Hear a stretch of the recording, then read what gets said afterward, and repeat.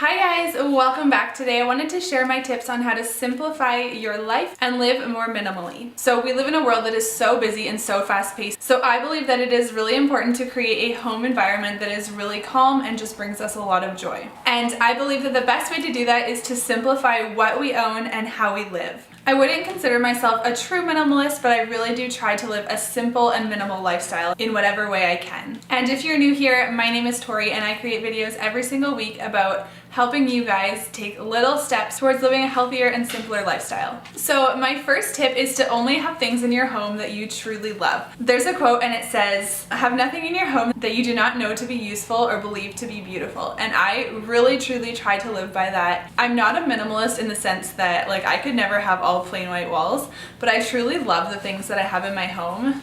And I think that makes a really big difference. My dog is licking me everywhere. So I find that it takes a lot of practice to get rid of things that aren't truly serving you, that don't really bring you joy. Something like a wedding gift that was never really the right colors, or maybe you bought a dress that you thought you were gonna love and it just didn't end up fitting the way that you thought it would. Sometimes it can be hard to get rid of those things because we have an emotional attachment to them, or maybe we feel guilt getting rid of it or guilt that we spent money on it. So it does take some learning on how to get past those feelings, and honestly, once you're on the other side, it's so freeing to not have all of those things in your home that just don't bring you any joy. So along with that is my second tip, which is to declutter often. And personally, I find that the only way to ensure that you only have things in your home that you truly love or are really useful to you is that you declutter very frequently. So I have always gone through my closet at least twice a year. I find over the years I've had to do this less and less because I'm more mindful of what I bring into my house now.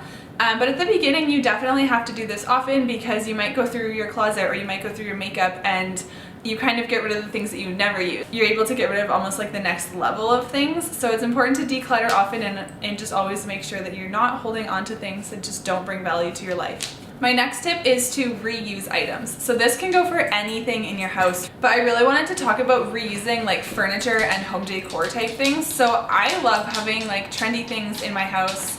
But instead of constantly buying new things, if I'm sick of what I have or if I need a refresher in a room, I try to reuse the items I have. I will mix things up. I'll switch shelves. I'll take things from one room and kind of mix them around. And I find that then, there is literally no way that I can film a video without my dog either playing with squeaky toys, jumping all over me, or walking all around with his clicky paws. I also love to refinish furniture, so we have these bedside tables in our bedroom and I have refinished them I think 3 or 4 times, different colors. I stained them once and then I've painted them a couple times. And then you don't have to buy something new. It's so much more affordable and it's just so much less wasteful to be reusing the things that you have. I'll often switch how I'm using my furniture, so I'll move something from one room to another and it kind of ends up with a different purpose. And that just really helps me to still have that feeling of having new things without having to purchase them and without having to always be buying new things. My next tip is to sell things. So there's so many apps now. There's Facebook Marketplace, Craigslist, Kijiji.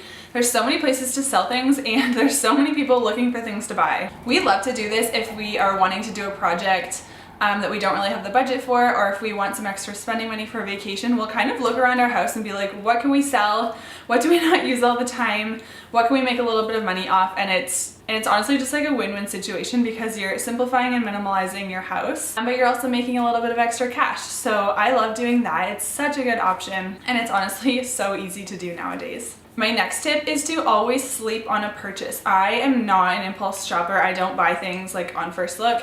I so often will see something that I like and I'll go home and sleep on it for a day or two.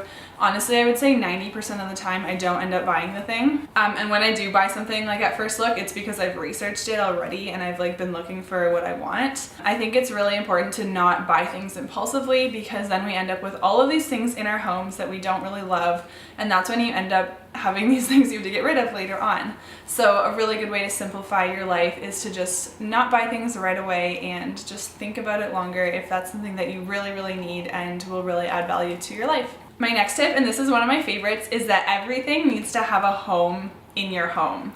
So instead of having a whole bunch of junk drawers or just shoving things in cupboards, everything needs to have its home. So that might mean that you have to go through some of your drawers and some of your cupboards and closets and shelves and organize them so that everything has a home inside those closets and stuff. I think this is such a helpful tip for simplifying your life because you end up spending way less time looking for things and you end up buying less because you don't have this like panic like, oh, I need sunscreen for this trip right now, I'm gonna go run to the store and buy sunscreen, because you know where that is stored in your closet. And my next tip is to do a brain dump. So I think I've talked about brain dumps before. So basically I do a brain dump on days where I feel like I have a lot going on in my mind and I just can't focus, can't prioritize my things, and I'm just feeling overwhelmed. So basically what a brain dump is you set a timer and then you just have like a pen and paper and you write down everything that you can think of that you need to do for a certain amount of time. So maybe you set a 4-minute timer or whatever. And then once the timer goes off, you can stop, and then you're going to relook at that list and spend some time working on prioritizing the list, what needs to be done right now, what needs to be maybe done tomorrow or next week.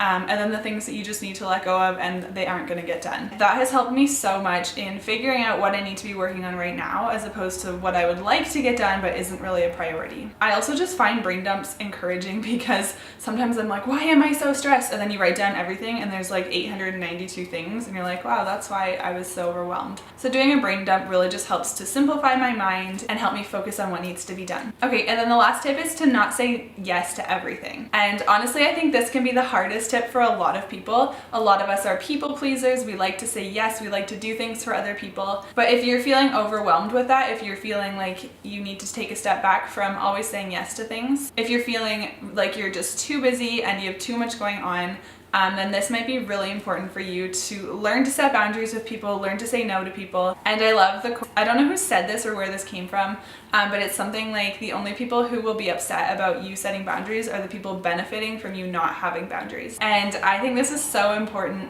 There's a difference between loving people and pleasing people, and we can love people without always saying yes to everything that they ask us to do. And that's going to be so much healthier for us. It's going to allow us to really live that simple lifestyle that we're desiring. So those are my tips on how you can live a more simple and minimal lifestyle. I hope that those were helpful for you guys. And if you enjoyed this content, I would love if you could give it a thumbs up and just let me know that you like videos like this. And if you haven't already done so, I would love if you could subscribe to my channel so that you don't miss any of my future videos. Thank you so much for watching, and I will see you in a few days in my next video.